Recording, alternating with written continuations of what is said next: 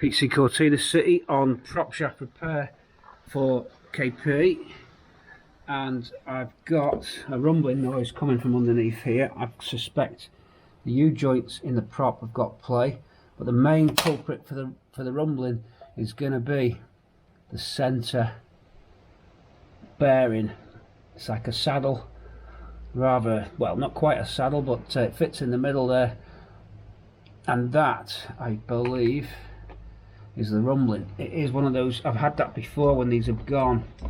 You're driving around and it's just rumble, and it's also creating a lot of shake at the gearbox end. So the gearbox, when you torque up and let your clutch out, it's able to shake that tail of the gearbox because it's not getting supported in that clamp in this saddle here, you can see. So these eventually wear out. I don't know how you replace them. I've never actually took one off. I don't know how you get that off, how it slides off there. We're going to have to investigate. We might have to take this prop in to Northwest Propshafts and get it refurbished, because the yokes are probably gone as well. I'm hoping that they can do that job with the saddle. I know they can build prop shafts because they've done some for me. Anyway, let's inspect it. So we're going to first get that off. It's 15mm bolts. Now you need to put it in gear, but even with me in gear, I am rotating the engine, so I'm going to use the impact gun and it should blast them out. So just got to work out which way is forward and which way is reverse. I put my ear defenders on for this. I'm going to put you on the tripod so we can get this, otherwise you're going to be all over the place. Let's try and get some good clear footage for you. Okay, you see what we're up against there. Then we'll do the middle saddle clamp bolts. It should come out. Gearbox is pointing down, so don't anticipate any oil coming out of the tail shaft. Let's get you on a tripod. Right, I'm going to go from that end, because the tripod won't quite get you under the car, not quite. So join me from this angle. Let's see what we get.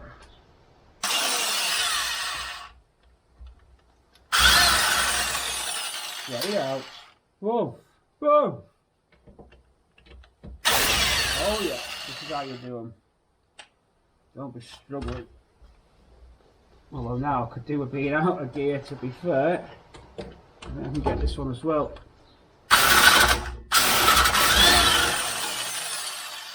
You'll be here all day if you didn't do it this way. Right, the top one. We're going to go into neutral. Hold on.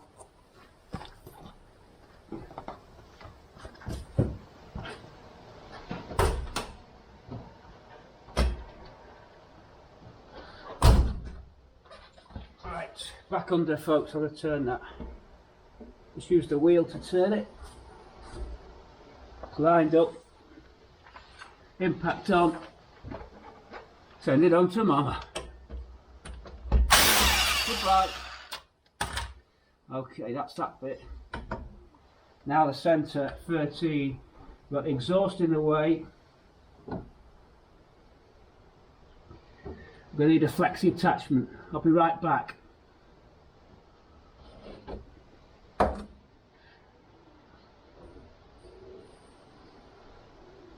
And get one of the 13s, okay. The other one, the exhaust is in the way. Trying to think what'll get that. We should be able to get this.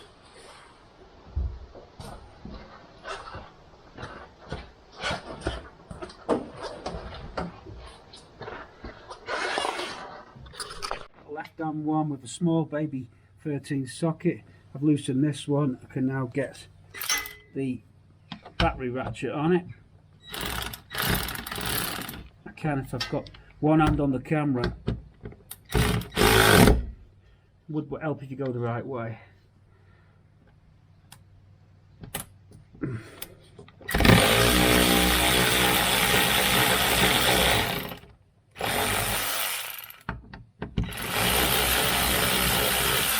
That's it. That's off.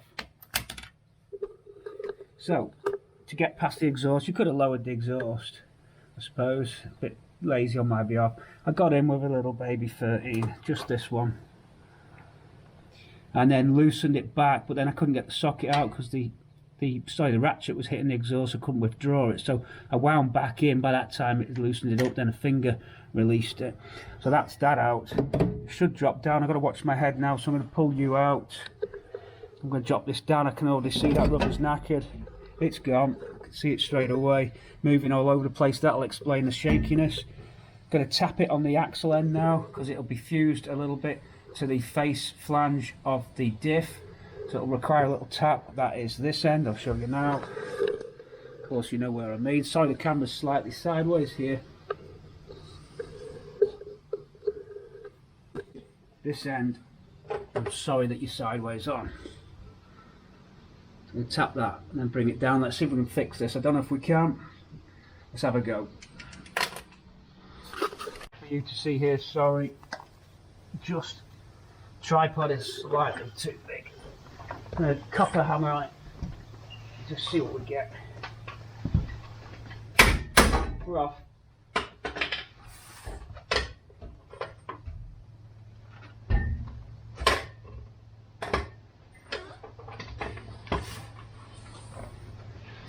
One prop shaft coming out. Okay, let's get that out of here. See what we got. Trouble. Yeah, you see it all worn. Right, we're going to go over to the side of the workshop and inspect this prop. They've welded it up at this end. Oh dear. Oh dear. Oh dear, dear, dear. That's not good. That is not good. It's welded. Goanna. Can't get the parts. Oh dear. Okay, that prop on the floor there, this is gone. That one you see, that's a spare prop. That was a backup prop I had for one of the cars. It's a 2 litre one, so it's not going to fit the 1600 shafts. We can't use that, even though that's new old stock.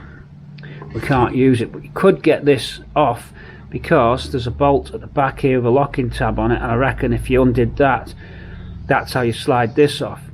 But even if we did that, this end, there's a lot of play in that end, and they've welded the caps. Bring it up so you can see. With those caps welded next to us car alarm. So this end of the prop is welded up. You can see they've welded the caps, so that's going to make it difficult for me to split this apart. And as I said, the centre saddle, whatever you call this, don't think it's a constant velocity joint. They used to have them on the earlier cars. That's gone as well. Now you could get that off. I think there's a bolt here, and there's a locking bracket comes out, and I think, although I don't know how you'd get it past this piece. That looks tricky. I don't know how you'd replace that actually. Never seen that done. I could get the Ford book. Hold on, there's a car alarm next door going off. I'll go and check it out. Out of curiosity, I could get the Ford manual and just see if they detail that getting stripped. I'll have a look because I'm curious, but I'll clean my hands first because my car Ford workshop manual's reasonably clean. I don't think I've got a sacrificial one. I might have. Anyway, we can't use that. What I'm thinking here is go to the Propshaft place. They'll probably recommend a single piece prop. I'd rather keep the split prop. I'd like to know why they have split props versus single piece. Can you let me know? I've never really worked it out. I'm going to say it's for smoothness, but then why not just put them on all cars? Why would you not want a 1300 to be smooth? To do with the torque? What is it? Why split or why single? That's the question for YouTubers today. Does anybody know the advantage of a split prop versus a single piece? There must be a reason. It's not worth spending time on this today, struggling with this. This is one of those jobs you just got to take it to the experts if you've not got the bits, because they've welded it up at the end. You can change the yokes, and this could probably all be done. I'm not saying you can't do it, by the way, but I'm going to take some advice from the Propshaft people. So I'm going to switch to another job, so at least we know what the rumbling was. As suspected, this centre bearing joint, saddle, clamp, whatever you want to call it. I think I've actually got a brand new one of these as well on its own. Might go and dig that out of the box and have a look as well. It's curiosity. I'm going to switch to tidying up jobs for the rest of the day, and then when this is back from the prop shaft, we'll resume this film. The axle needs replacing, but we've got to get a tactic lined up for the axle. I have got an axle which is an advanced replacement. It's in need of refurb, so we could take the axle in. These are all ideas. I'll be right back. Mk3 Cortina City. I've dropped the prop shaft off to be getting rebuilt, but they've suggested a single piece simply because the yokes are welded in. It's going to be a lot of work. It's quoting me over £350 as opposed to around £150 for a straight piece, well balanced single prop. He assured me that with the modern balancing techniques and stuff that it'll give no problem. So let's try a single piece prop. In the meantime, Tina G has blown a flex plate, would you believe, on the M6. First time I've ever broken down in a long time, other than that engine fire on Ruby. These flex plates here, this is for an automatic, and it bolts to the torque converter, in this case 4 bolts on the Borg-Warner 35, and the plate's on a thin metal plate, and just must allow a little bit of movement between the engine and the torque converter, just so that it can move slightly. I think if it was a rigid fit, there'd be some problems, so it allows a bit of flex.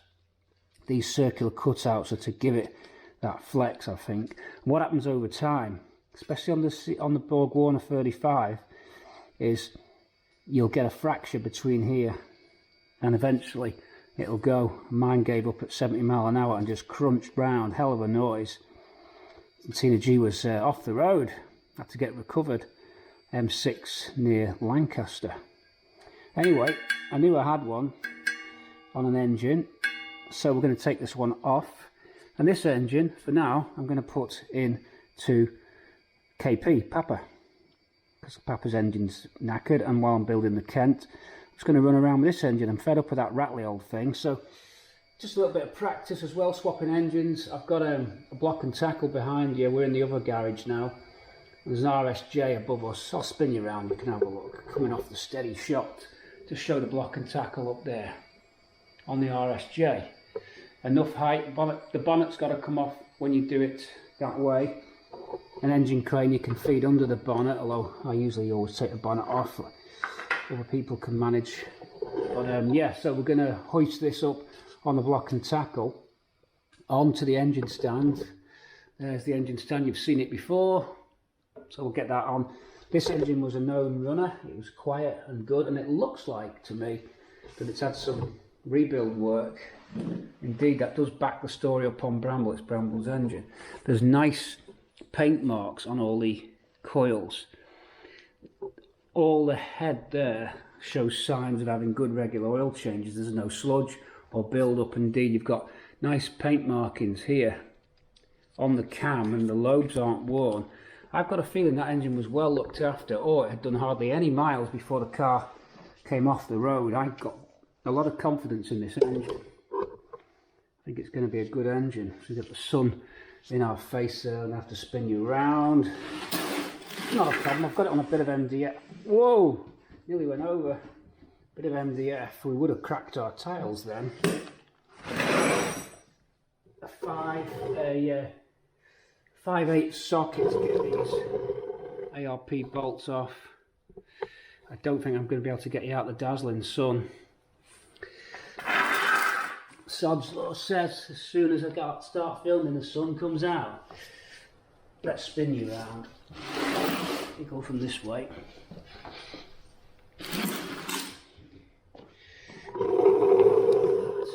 Any better? Yeah, we'll take you in that way. So I'm going to go in with the impact gun. I always put my air defenders on for this. So I've got these, and then we're just going to go in and get these off with a 5/8. Bang.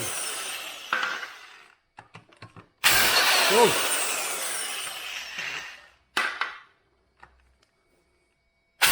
Whoa.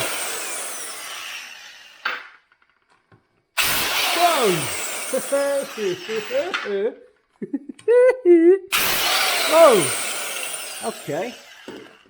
Ear defender's off, so you've got that little spacer plate or little sandwich plate there. It's not orientated. Flex plate straight off, and it's not even weighted. You could copy these quite easily. I think that's what I'm going to do before I refit this on to Tina. I'm going to actually get that laser cut. I think it's just mild steel. I don't think it's any high tensile steel. I don't think it is. Anyway, even if I just get it cut as a template, and then I find out what steel should be made of, at least I've got a template. So that's off. Because this engine was on an automatic, it'll need a spigot bearing. Some people, even me at one point, wondered, what's a spigot bearing? Well, it's the point of the clutch gearbox, the nose of the gearbox goes into the spigot bearing, and this just here is a spigot bearing coming up. That's spigot bearing, and it goes inside here somehow. I'm not quite sure how. I think you've got this comes out as well, I think, because that should just slide straight in. So something needs removing, I think. Or has it already got a spigot bearing in it?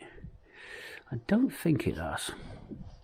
I don't recognise that face of the crank. I think there's another cap on it. Yes, of course there is. You've got that as part of your gearbox too. Silly me. So 3 sections on a Borg Warner going onto a Pinto. This spacer plate, the flex plate itself, a Borg Warner 35, and the washer type thing. 3 items, better hard to get hold of. That'll never go. Then you've now got the place where the spigot bearing fits, and it goes in like that, and you tap it in. But we need to just clean that up a little bit, and that would tap in, I think, a flush fit. Let's bring you round. There you go. So that's got to go in. Not just yet, there's no rush with that. I'll place that back on one of the studs of the engine.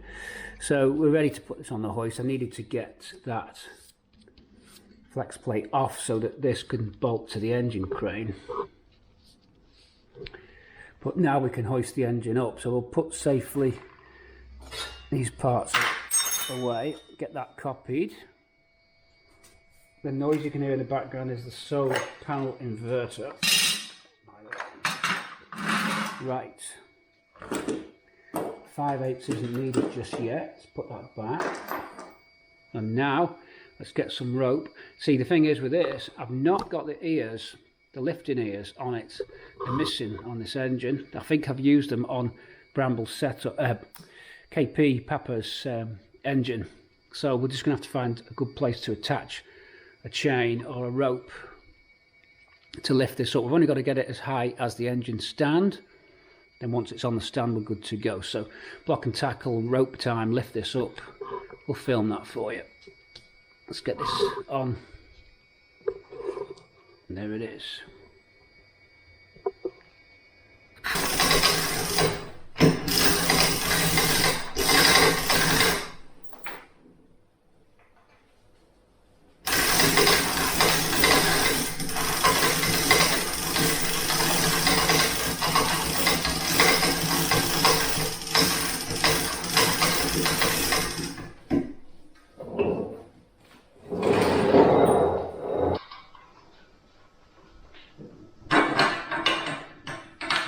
No reason why it shouldn't go. That's the right docking position. I'm going to go all the way through. I'm not sure why that is. It should do. There we go. Right, so that's on. That's locked and safe. Bring you around.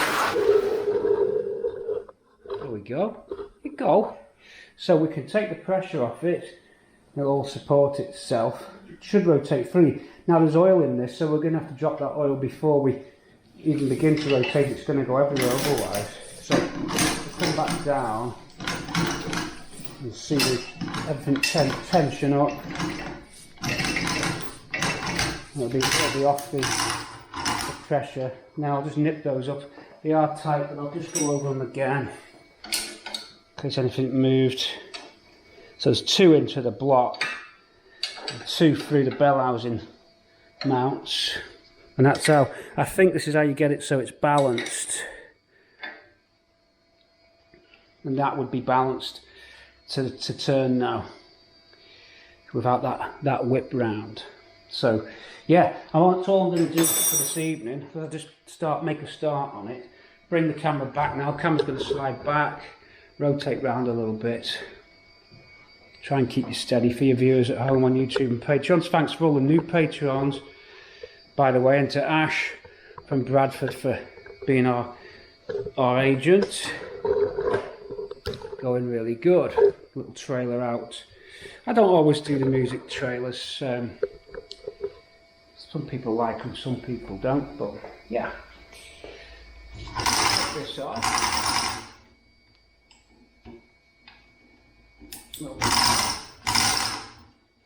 There we go, so we're away there. So we used the impact gun. This is my Clark one, because I'm only using it occasionally. These Clark ones, they'll keep on going on light use. If you was a mechanic, you wouldn't buy this type of tool, but it works for occasional use, which is what I've used it for. I've used it for wheel nuts and for those ARP bolts on the crank, that kind of stuff. I've just noticed it looks like the sump's dented on this. I'll check that in a minute. But yeah, I was talking about the block and tackle. For the engine crane on a Cortina, when you use the Clark crane and the generic engine cranes, most of them are the same. Those red ones, I think it's up to 2 ton, is it? Anyway, when you use those on a Cortina, the wheels won't go underneath the cross member. So you can't get that last bit, and you're short by about that much. So in the past I've had to jack the car up, feed the wheels underneath the Cortina to get the engine crane just in position, because the boom doesn't come out far enough, at least on the 2 ton one. I think it's a 2 ton one. With the block, if you've got an RSJ and enough height, you've got a lot more control with that block. When you turn the piston, the relief valve on the piston of the engine crane, the pump crane, the trolley engine crane, you can sometimes it'll go too far and you've got to pump back up. With the block, you've got very precise chain control. So if you're lowering that engine in to the bay, obviously you've got to have your bonnet off because you're coming in from the top as opposed to over the valance, so over the slam panel and in. So I like it, and I think I don't think in this garage I've changed an engine using the block.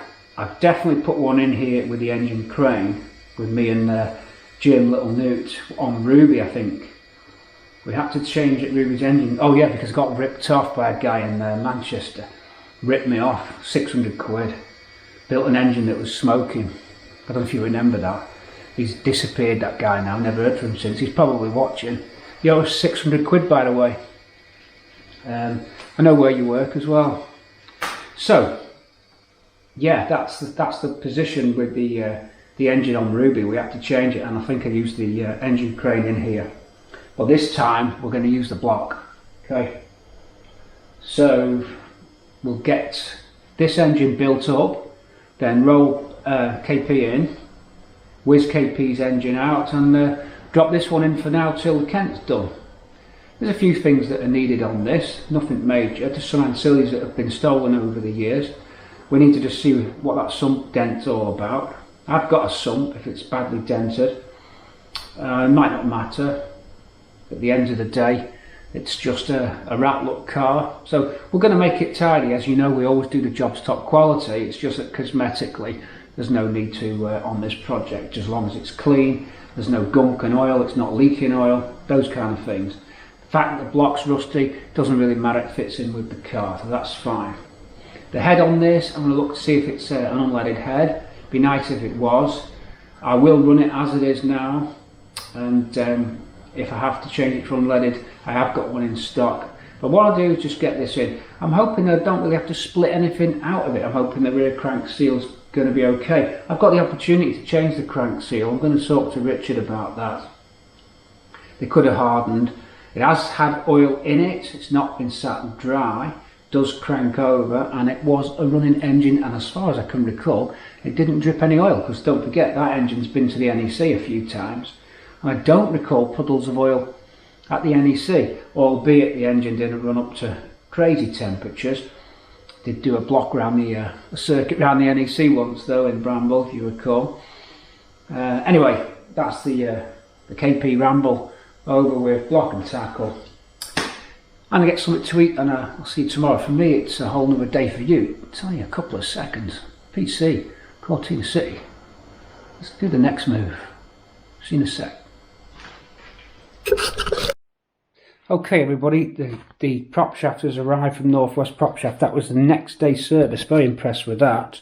So I was just doing the engine then, of course, as I said, it's a few seconds for you, a whole day for me. So we'll go back to the engine in a minute, but I want to get KP off the axle stands because I'd like to bring the engine into this unit because I'm going to clean it down. It's already been jet washed when it was in the car, but there's nooks and crannies that I couldn't reach, so I want to make that engine a bit cleaner, and we're going to assemble it in here just because there's more tools available and things than in the posh garage. Then we'll wheel it back into the posh garage later on. But have a look at the Propshaft. I've put a leaflet from the company because I think I'm not affiliated with them in any way, but I think you'll agree that whenever someone gives you a good service, it's a good idea to let everybody know in case you're in the same position I was with a Propshaft. All the Propshaft companies are available, but these people are good. This was £150 plus VAT. Well, it could be 110, but here we are, single piece then, and it's from Northwest Propshaft. Okay, 01257 791 681. Guy who I dealt with was called Matthew. Very nice people, and Mark was on the reception, so they can do anything that you want. As I said, split props are dearer. He explained the reason why, and that's to do with these joints here being harder to get. They use a slightly different UJ system there. It's weighted and balanced. They paint it for you. You can choose which colour you want. They've done it in a grey. I think that's fine and factory looking. Feels good. He did say my old Propshaft. That's not my old Propshaft. The ones outside, these were the ones we were looking at, was totally knackered on every single joint. So, I mean, you know, 97,000 miles in British Guiana. It's probably never been changed. So, yeah, it's going to be good to get this on. The whole thing's new. All the joints are new. It's the correct end for the gearbox. The 1600 in my case. Nice there. So nothing to stop us putting that on and getting the car back down. So as I said, I want to get the engine in here, and Papa has got a parcel shelf that's arrived from the Mk3 Club. I'll show you that later. That may as well be fitted, but I just want to go and test this out. Should have got rid of the rumbling and a little bit of research. I think the theory behind splitting the props is that the longer a piece of tube is, the more it's got the potential to vibrate. If you imagine a clothesline, the longer you make that clothesline, the easier it is for you to get a sort of a whip motion going, the shorter the length. So perhaps it's because by splitting it, you split the actual lengths and get less whipping or vibration. That might be the reason that they did it. I did mention this to Matt at Northwest Props, and he said that that might be the case, but they didn't have the technology they have now then. So I don't know if that was down to the exact computerized balancing or what, but I've got to take his word for it. We can road test this and see. It won't take long to fit, so let's get on underneath the car and slot this back on. Okay, we've fitted up. Just got to torque those bolts up on the flange at the back, but that's the shaft in. Easy job. Let's see how we get on with that. So I just get the impact gun again on those, blast them up with a gun, rotate the shaft round a little bit so we can get access. Ear defenders on. I'm going in with the impact gun. Okay, let's get me moving on this.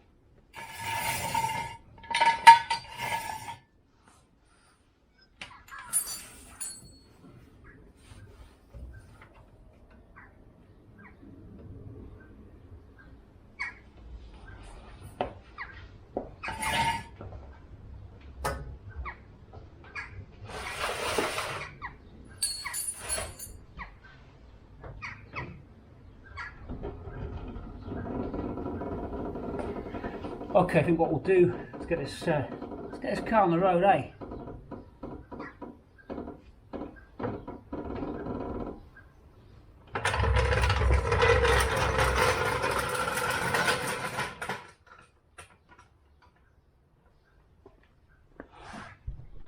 Right, let's get this road tested. It's already sounding smooth, by the way. I'm not getting that wobble from the gearbox when you set off, so it must have been sending the gearbox up and down all over the place, that centre joint being loose.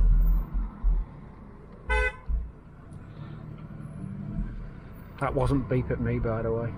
Someone knows someone behind. Wow, you don't have to usually wait here that long. Here we go.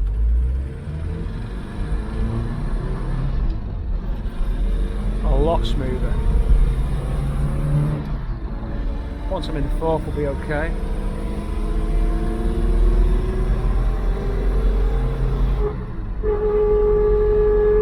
Okay, apart from the crazy axle noise, which is now worse. Obviously, we've got to get the axle fixed.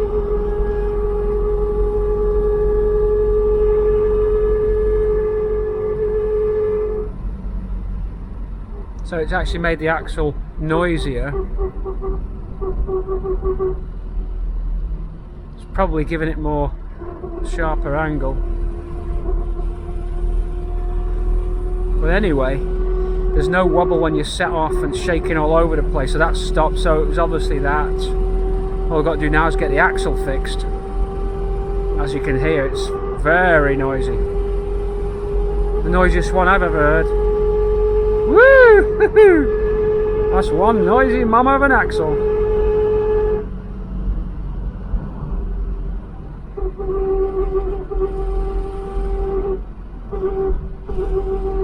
Woo!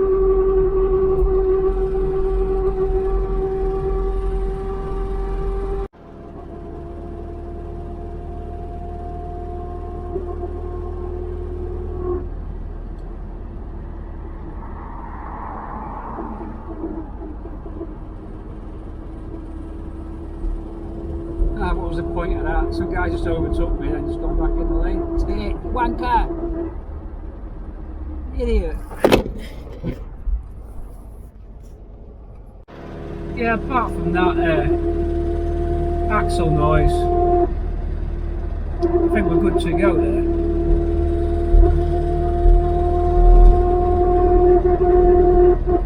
Should have left my ear defenders on.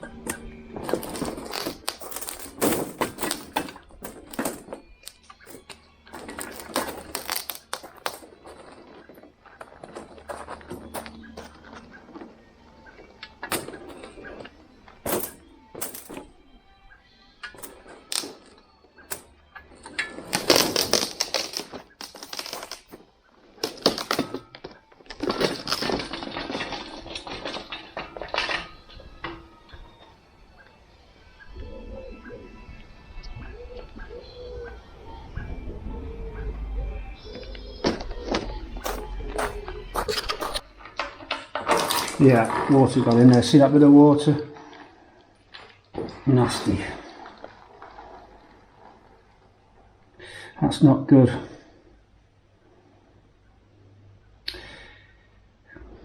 Oil floats on the surface, doesn't it? So it would have sat in the bottom. I think a bit of water got in. For a brief period the engine was outside, which is sacrilege really. I'm hoping it's not done any harm. I don't think it would have done. It's amazing what these things can stand. If that's the only bit, I could live with that. I think I will be taking the sump off though. Nasty.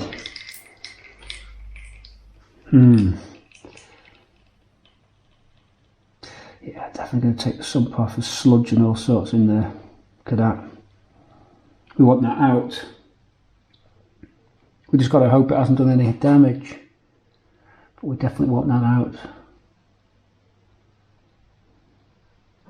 There's water and oil mixed in there.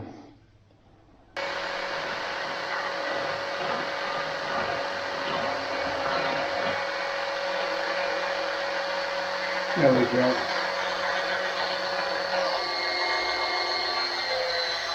Got it.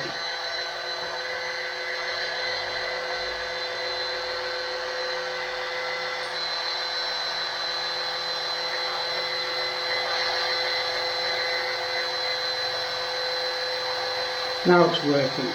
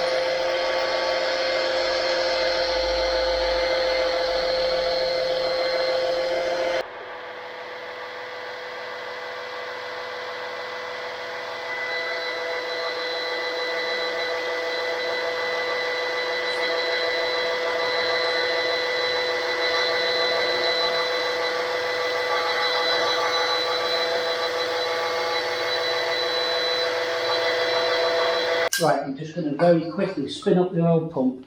I just fitted the auxiliary shaft was missing off this, we've nicked it for something. Put a dizzy in because that drives the oil pump via the hex bolt. I'm only going to do this quick because whilst the crank's not turning, just in case there's any sludge inside in the parts, I only do it quick because I think that the pump's not rated to run without oil, so we don't want to go too much. Just till it comes out. There it goes.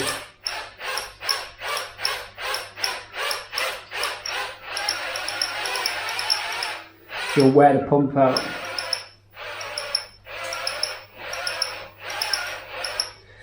Okay, that's fluid's gone everywhere I can now really. It will clean the pump.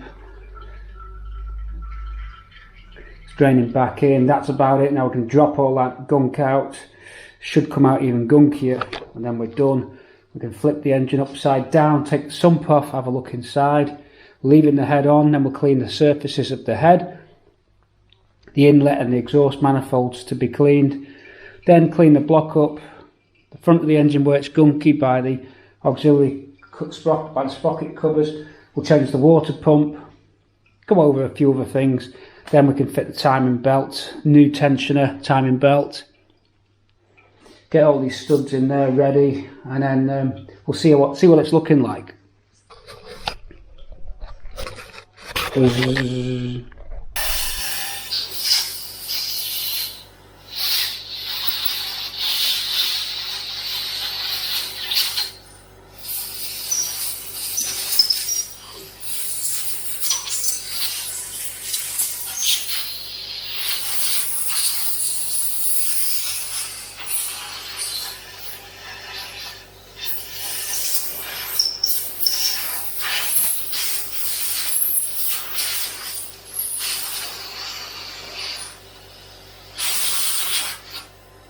Okay, that engine is cleaned down quite well.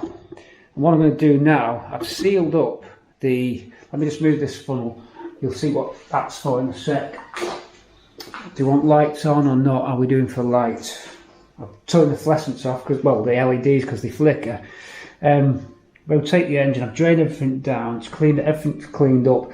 Compressed air on the block, carried on brushing away at it. I've got a little thing on the crank pulley, I'll show you that in a minute. So just RV silicone and a blanking cap on that water port, because I'm going to fill it with acid for about 2 hours, which is okay because there's no aluminium parts to damage. The water pump's getting changed anyway. So I've took out the filler plug here, the bottom drainer for the crank, for the cylinder block drain plug. I've blocked up this heater hose and the water pump. So we're going to pour brick acid in and it's going to come out. Let me put the lights on so if it flickers, can't help it. Overhead, yeah.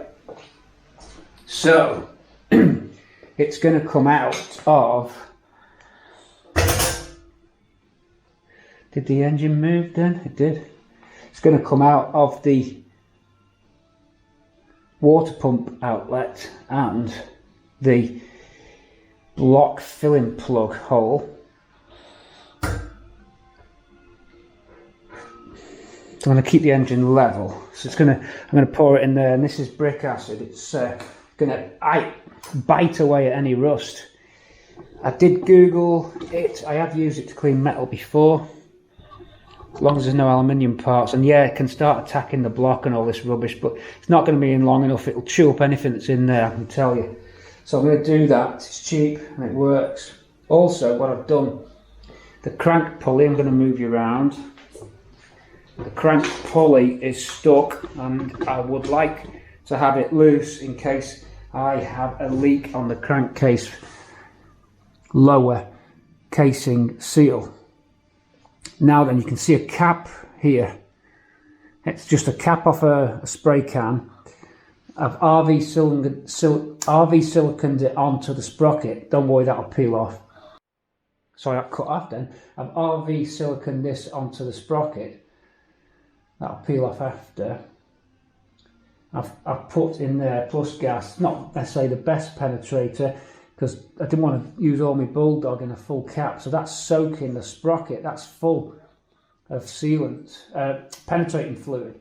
Now none's coming out, so they expect it to have crept through by now down the woodruff key and be dribbling out, but it's still completely full. So that's soaking the sprocket, because they're an absolute nightmare to get off, those sprockets. Bring you around a bit more central, sorry. They're an absolute nightmare to get off, these sprockets, or they can be. It's difficult to get a puller in there. Let me lower you down. Down we go. It's difficult to get a puller in there. There's various techniques, you can pry them off, but I did gently have a go with some flat screwdrivers and it wasn't for budging. I did warm it up slightly, still didn't budge, so I'm going to leave that soaking for a few days. So that cap's glued onto the end and the fluid can try and get through. I mean, it's got to be the best way. There's diesel, there's ATF, there's acetone, there's all sorts you can use. I happen to have plenty of cans of plus gas around.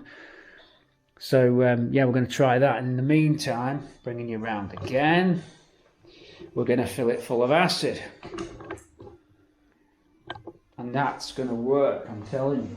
Now it might leak. I've bunged up any water holes. It's 6 litres we need to fill this. Now it's going to go in neat, so glasses are going on for this.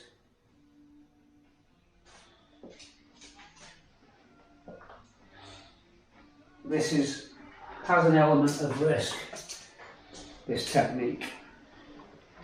Staying on and keep this going. I'm just basically going to clean the cylinder block.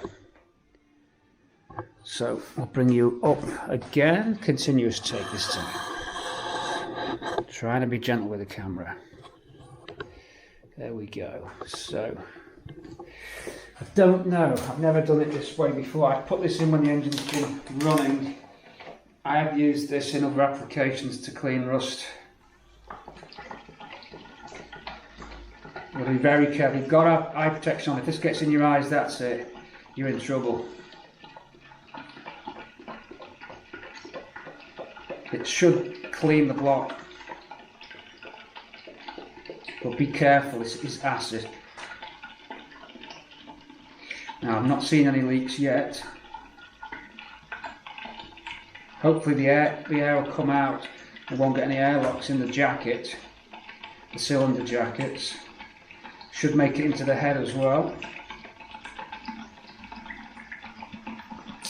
There we go, wherever we are, we're coming out. Is that the water pump?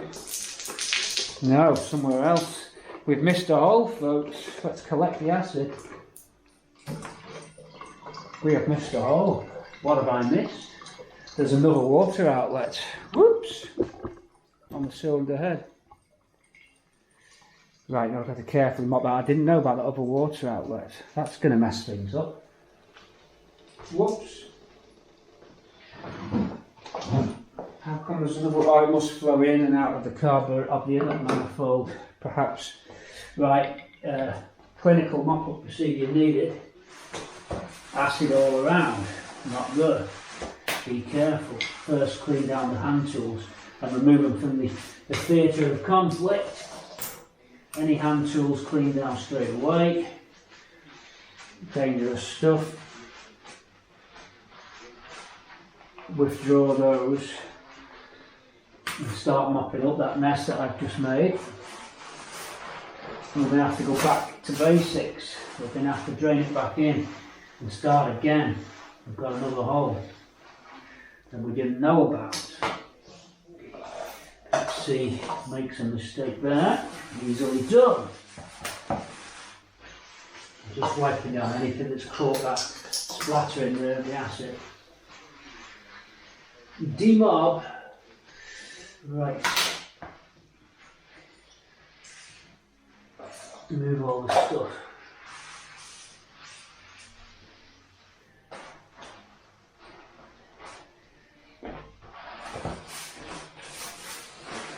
Someone's going to say gloves on. Yep, definitely.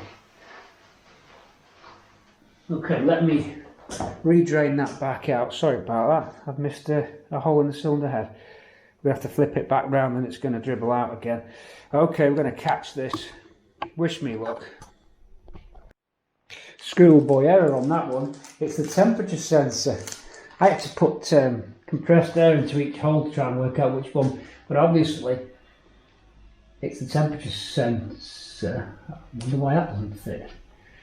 Temperature sender, but it is normally there, but this temperature sender doesn't fit. That's strange. I don't get that. Now I am confused. Normal temperature sender, normal cylinder head. Is that where it would go? Or is it here? No, it's not there. That's odd. I'm stuck now. I don't usually get stuck. What's going on? No, that's the temperature sender and that's a normal sender. That's a Pinto sender. Why is that not fitting into there? Fits into there, but I don't think that's the... Oh, maybe that is the place.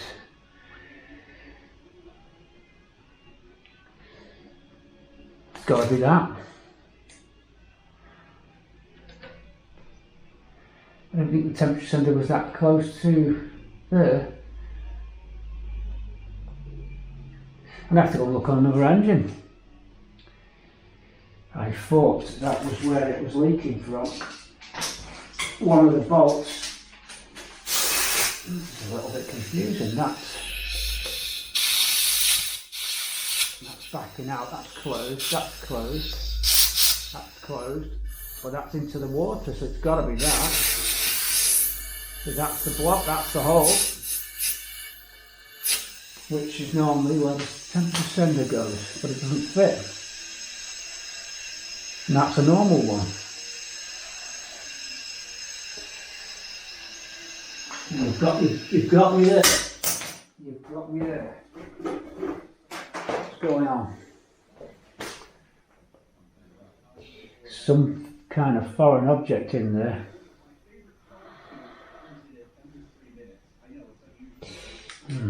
That is normal. That's definitely right. I think there's just something blocking it up. I'm going to have to investigate that. That's it, that's where it goes, but something's stopping the sender going in. There's no reason why anything should. Bring it in a little bit. Yeah, there, that's where the water was coming out. Of course, I've not blocked it up. That's where it fits. Something in there, some foreign object. Let's have a closer look.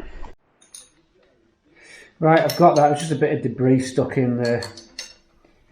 So, just wind that in. Use a deep socket, perhaps a bit easier, a bit quicker. That's a bit of a waste of time. We should have shotguns for this kind of deal. We should have shotguns for this kind of deal. What time we got? A Royal cheese. You know what they do? You know what they call a quarter pounder in Europe? I think Europe. You know what they call them? A Royale with cheese. That's because of the metric system. Good, you'll take out the brains on bread. That's right. One more smart one right. Take out the brains on bread. You're all right because of the metric system. Because of the metric system. Fill her up, plenty on, put the cow in. You're right. Take out the brains on bread. We should have shotguns for this kind of deal. I'm really sorry that things got so fucked up between us and Mr. Wallace. No shotguns for this kind of deal. Everyone stay cool. What's fun? Everyone stay cool. Cool, honey bunny. None of you silly people move, or we'll hurt every single one of you. Fill it up, flood the cowlings. Plenty on. This is going to cook this block nice. There should be some sludge come out of this, I bet. Not much can survive this. The amber nectar. So you'd be dead drinking this, wouldn't you? So we have got safety in mind here. We're full. Whoops. There's one for the floor. Right, we're full. Let it cook. Mopping up procedure is what's needed now in a big way. We have contaminated ourselves with acid, very dangerous acid. Not a good thing to be doing. So Pete's got to clean up this. Okay, that acid's been cooking for a good few hours overnight. I've now got a drain tube connected to the drain bung of the block.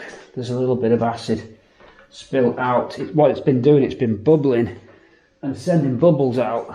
Bubbles! And spilling onto the block. It's not a problem. It means it's been cooking nice. So hopefully that will have killed a lot of debris in there and dissolved it down. Won't necessarily have got rid of the rust, but it should have had a good go at cleaning the internals. So I'm going to flip this.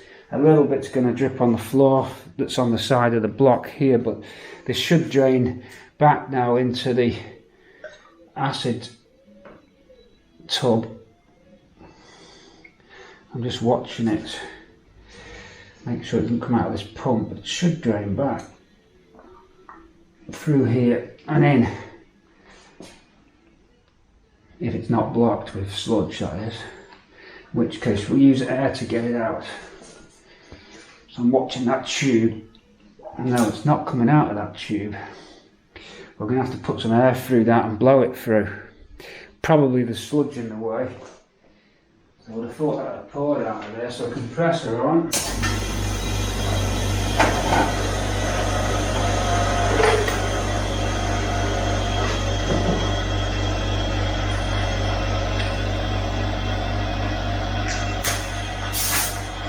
Let's see what we can do here. That's better. We're off now. There was some sludge in the way. Whoa, built up there as well. That's definitely sloped up.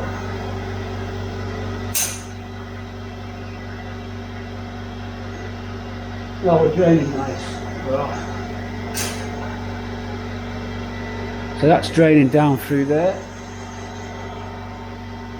You don't need to compress it out. You should see this coming out. Down we go. It's pretty mucky, but it'll have dissolved a hell of a lot.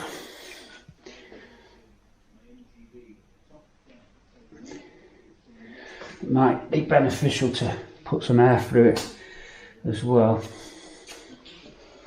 Did we get any build up of air to use? Yeah.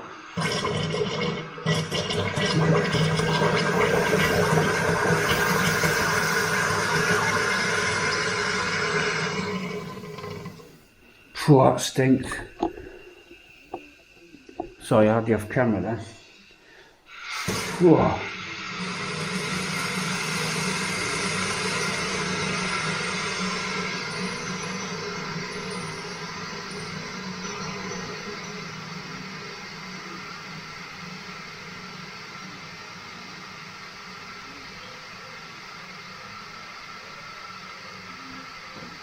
Now we need to flush this through with water.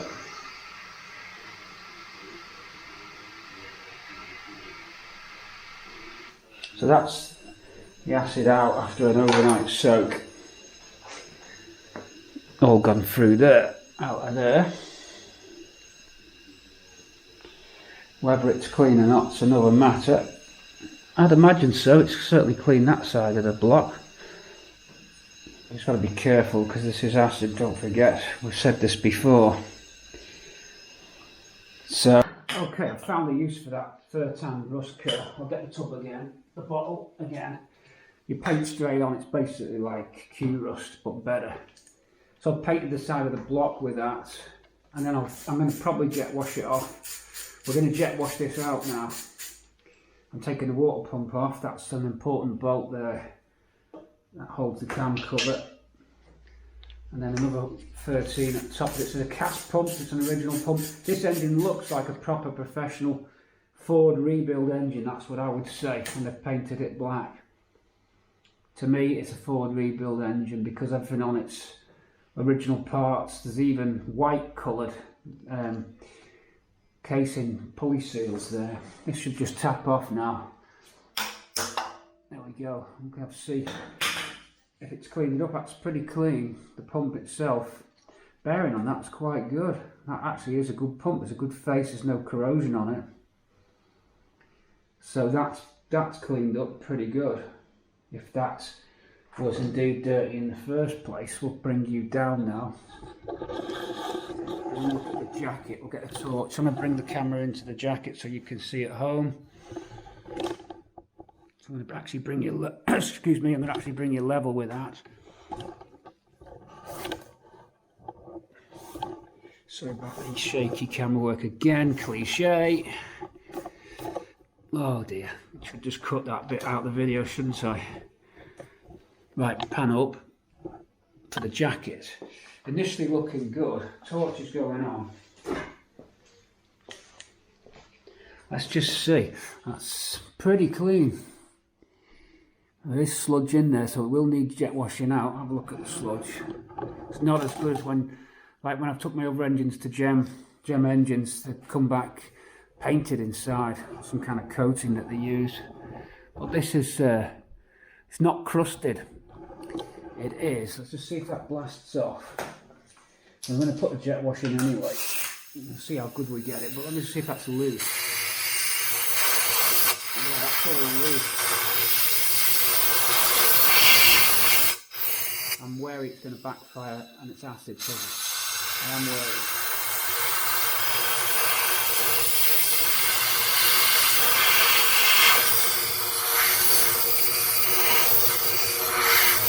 Yeah, definitely needs a jet wash, but there's nothing stuck on to the wall. Hopefully that's the same throughout. So whatever it is, has that into that and cleaned it up. I'm just looking around everywhere. It's left like a sludge, which is fine because that means the jet wash will clean that up. That's pretty clean, to be fair. I'm seeing silver metal there, so that's a result. I mean, this assumes it was mucky in the first place. This could have been mint, but I doubt it. Trying to get you something better to look at. I'm watching the viewfinder to see where the shadowing is. There we go. So, what do you reckon?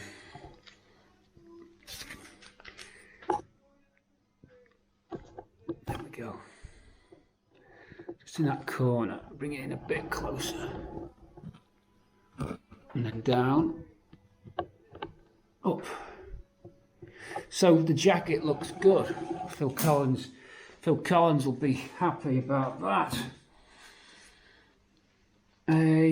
Just really the only way to get this clean and finish off the sludge is to blast it out. We need a decent exit point. So the plug will have to come out the back. It's going to have to come out that back plug.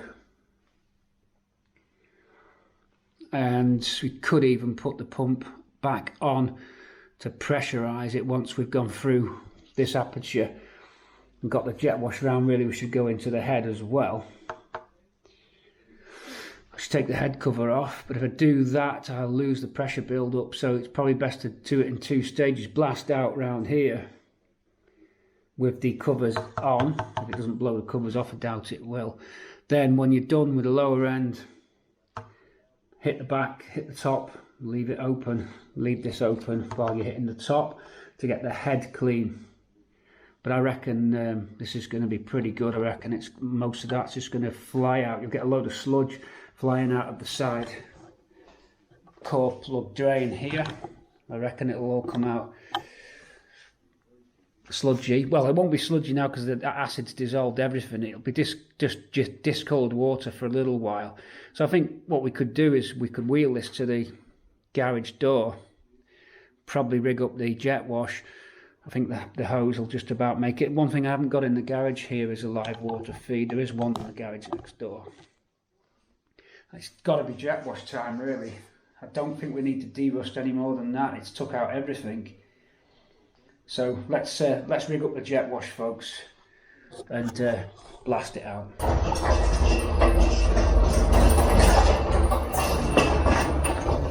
Okay, get this away from the other cars. Jet wash is set up. I'm going to clean out the water jacket on the cylinder block, then clean the head out, same way, and get rid of the excess acid. I'll try and lightly jet wash down the side of the block, then we'll put the fur tan on when it's dry onto the block just to kill any more rust on the block.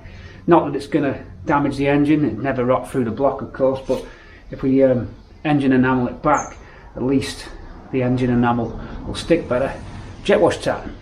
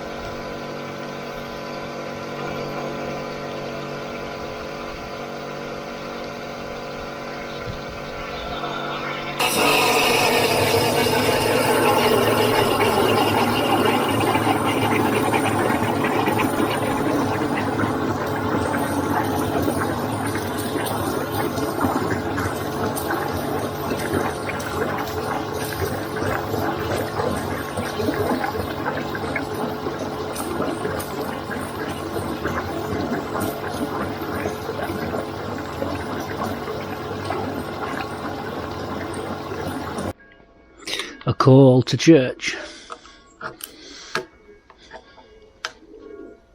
Tough stuff.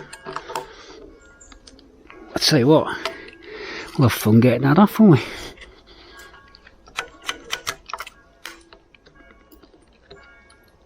The RV. Yeah, plenty to wash out in there. So, I've got to get into that jacket now. But you can see the sludge on that one. lens might be mucky. Hold on. Or waterlogged. So in here, I'll get the torch.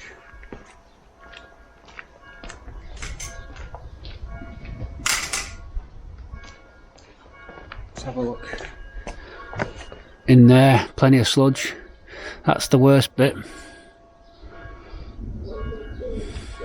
Hopefully this jet washer will do it.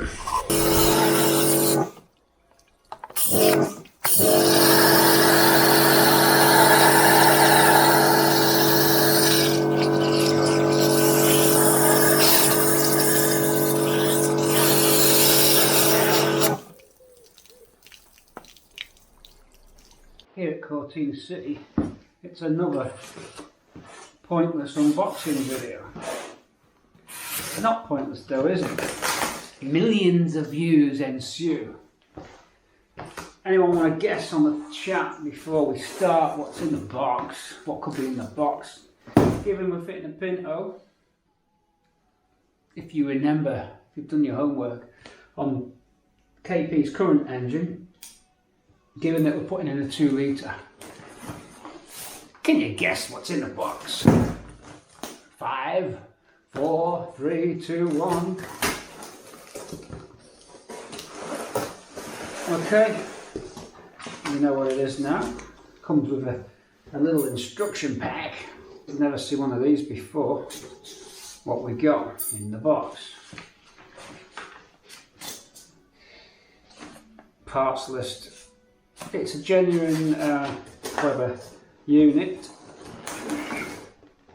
All my other cars are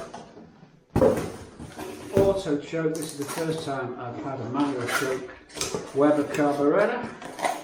We're going to need this. I'm fed up with that smelly, bad single draft carburetor. And anyway, a 2 litre engine won't take lightly to that 1600 carb we've got, so therefore we get this out of the bag, and there you go. Ain't that a honey? Do not go blind looking at that. Ain't that a honey? Manual choke then. Good to go. Jetted and ready to go. Only thing is with this one is the fuel line is, haha, it's pointing the wrong way. My pipe doesn't go up there, it goes up from there. It's got a blanking plug in it, so I'm going to have to go with that and loop that round. I don't know why they've started putting the fuel pipe on that side. Won't be a big deal, but I don't like kinks in the pipe, but well, maybe that's a better way of routing it. Who knows? Made in Spain. So that's it. That's going to be going on, of course. Need that for now. Save the box for something. Quite a good box. One Weber car. We get back to the engine now. No diverge. Just always nice to open a box. Christmas is early at the city. You're good to go. Okay, so that'll solve. Reliability is what we want. We've got electronic ignition, of course, being pinched in off the 1600, and can you see? Can we see there? Yeah, just about. And yeah, carburetor for reliability. Get back to the engine, which is just over here. Attempts at removing the bottom sprocket have failed. It's well wedged on. I don't anticipate opening that area up anyway. If it came off easy, I might have inspected the crankcase seals. I'm not going to chance it, put the engine in. It's the way it is. So we're going to clean these faces up here. We've got a new water pump as well out of the box. I'm going to show you that in a sec. Take off this. We've got a new cam belt tensioner as well. This one's probably okay. It does rotate quite nice. Nothing wrong with that actually. Got a new thermostat housing too. We've got all the goodies that we need, relatively inexpensive parts for what are crucial items. These are the difference between breaking down on your Pinto and not. A crappy water pump, badly fitted thermostat, bad housing that's corroded, you don't want any of that. So we're going to be taking this off and we're going to get the die grinder out with our brass wheel and clean these faces up so they're mint. paint the block, just some black, and start putting it all together, because that is it. And we'll get the timing belt on, time it up. Then it's a case of pulling out the engine. This one with the spigot bearing will be good to go in. So that's where we're at. We're not going to open it up.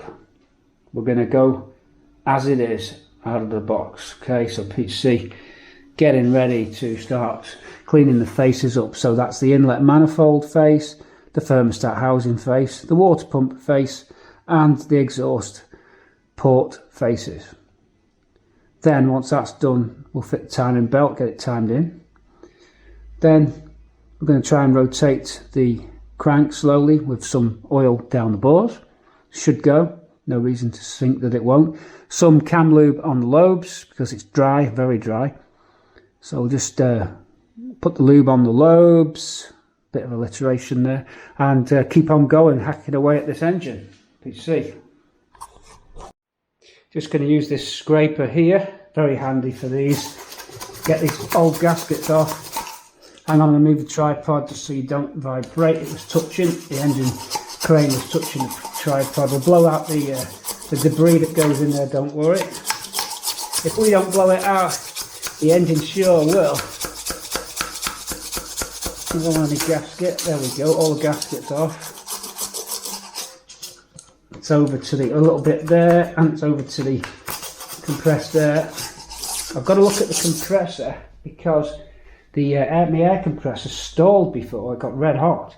I think it cut out on its thermal trip. Let's hope the air compressor's still going, because we need the die grinder now to clean this face up and get it really mint. Okay, that's the inlet manifold side that we're on here. So a nice scraper is always good. And now the die grinder. Let's do it.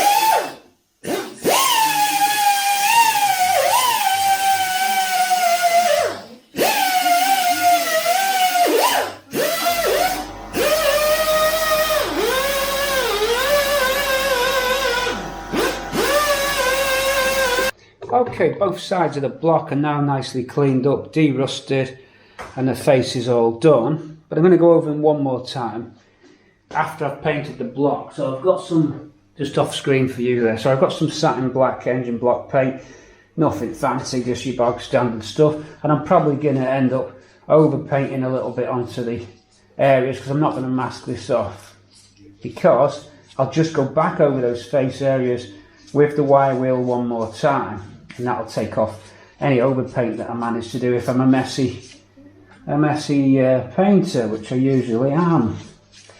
So this blackened effect that you first see is the dead rust. It's the residue of the rust killer, which is overpaintable. I checked that, of course it was overpaintable, and it's pretty tough. You kind of can't really scratch at it. So it's converted into the metal underneath, and it allows me a good key that's clean to put this satin black engine block paint on. Easy really. I've done one side, nothing really spectacularly to report to you. You've seen it all before. That's it, plenty on. Wash it all over and spray liberally. There's nothing to spray, Adrian. A couple of people fed up with the music vids and leaving the channel, that's fine.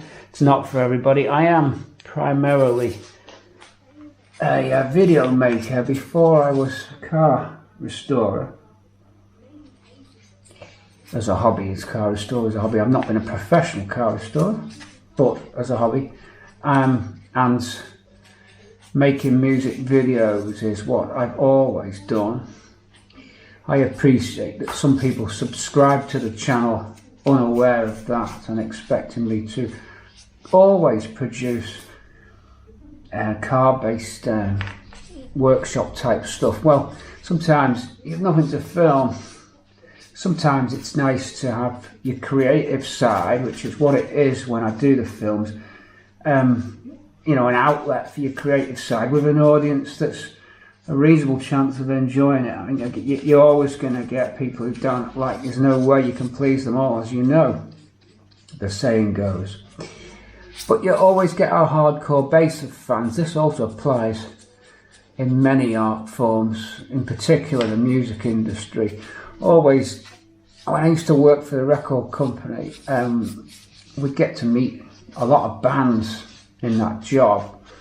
I was a photographer in that job, and when you spoke to a lot of the bands, what they used to say was, I'm talking about bands in the 90s, they'd say that it was important to have a hardcore fan base, even if they were like proper hardcore fans outside the house and stuff, because they knew intrinsically what the band was and they understood them, no matter how diverse the output of material may be. So they stuck with you, and I think you get that in any YouTube channel or form, where I'll always have my appreciative fans of anything that I do, as long as it's not ridiculous. And you'll get some people that say, I'm going, this is rubbish. Not many, but you do get the odd comment. That's fine. Ignore, block and delete. Goodbye. And that's it. It's quite interesting. There's a guy actually who leaves his comment on as a purpose of entertainment. I think I might do that. They are entertaining. I've seen the little pea brains at work. The lazy little pea brains. Most of them are on the armchair, either drinking or just browsing, doing nothing. And whilst they may know things, that's fine, but get out off your arse and do something. Let's see your channel. They never have a channel though. It's so funny most of the time. They never have a channel. It's just either recently or it's a sleeper channel. I've hit a few sleeper channels where they've got the account going to wait to pounce. I noticed when, bit of a ramble by the way, I noticed when I got the reg plate through, some of the haters didn't want me to get proper plate. You know, they was thinking that I wasn't going to get a plate for it because it took so long, and that I'd had the other plate on it, and they couldn't wait to shop me in and all that. And when I put the video up of the plate being on, they went absolutely mad. So all these sleeper cells came alive that had been waiting for something to annoy them on my channel, and they didn't want Papa or KP to get on the road because they thought, no, he's going to make more films. So then they all came alive, these crazy sleeper cell things. I'll show you one day.